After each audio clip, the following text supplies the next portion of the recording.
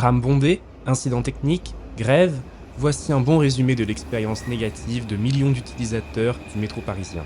Néanmoins, sans métro, Paris n'aurait pas ce rayonnement en France, mais aussi à l'international.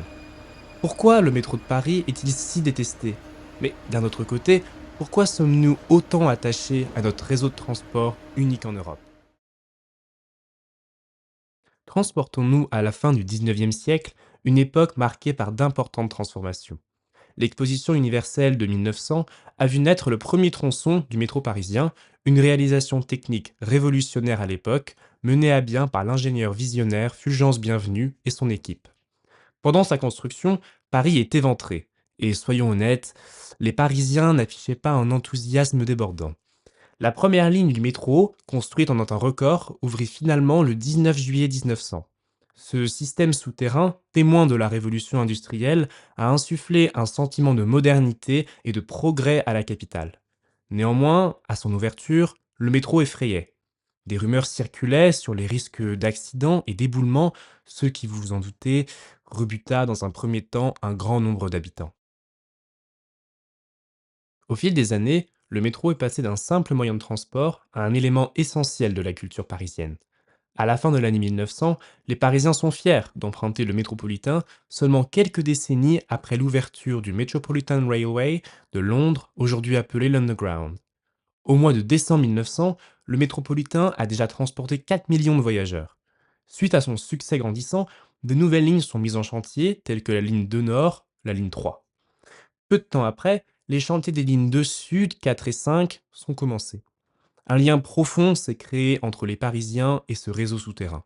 En effet, au fil des années, un certain nombre d'œuvres littéraires, artistiques ou cinématographiques se sont emparées du métropolitain.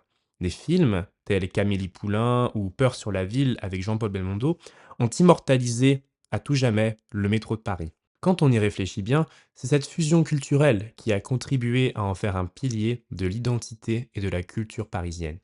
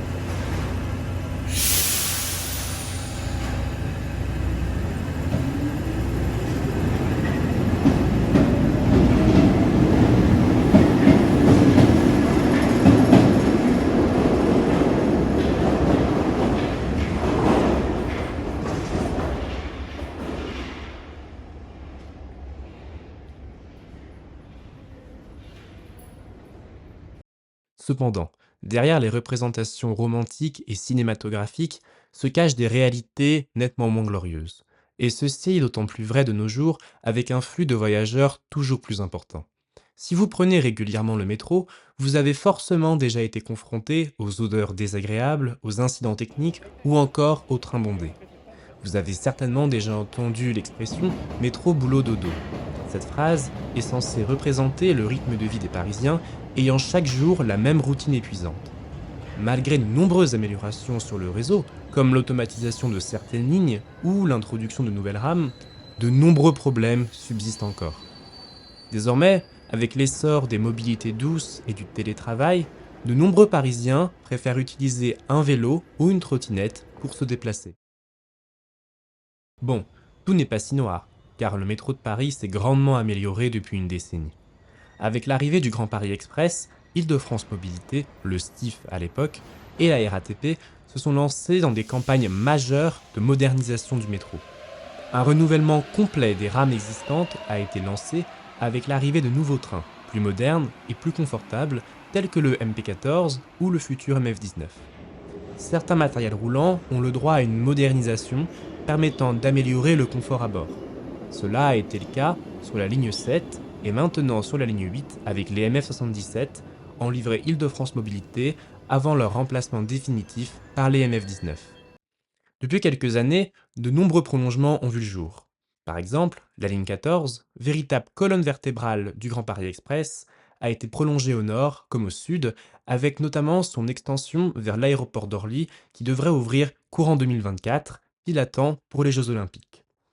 Afin d'améliorer le quotidien des usagers, des lignes ont été automatisées et de nouveaux systèmes d'assistance et d'information ont été déployés à l'échelle des trains et du réseau tout entier. La ligne 13 est un exemple marquant de ces évolutions, avec l'ajout de portes palières sur une partie de la ligne et l'introduction du fameux système ouragan. Cette ligne est bien connue pour ses nombreux retards et son affluence record qui devrait, d'ici les années 2040, être totalement automatisée.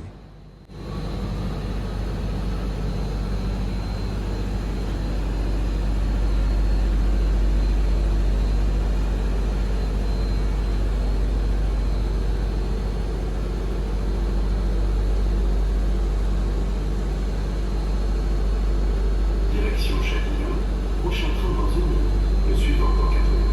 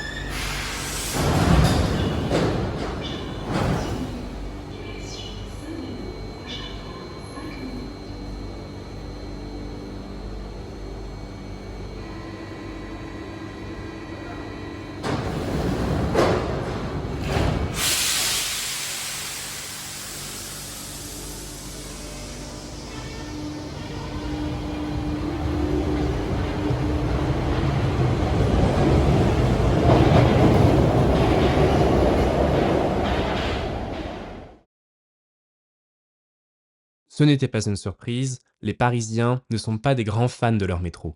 Ils y sont cependant fortement attachés.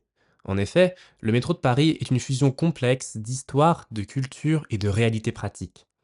En réalité, le métropolitain, malgré ses défauts, est un symbole indéniable de la capitale française et un acteur majeur dans notre transition vers des modes de déplacement plus écologiques.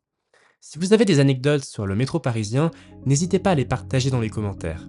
Peut-être qu'une vidéo dans le futur y sera dédiée.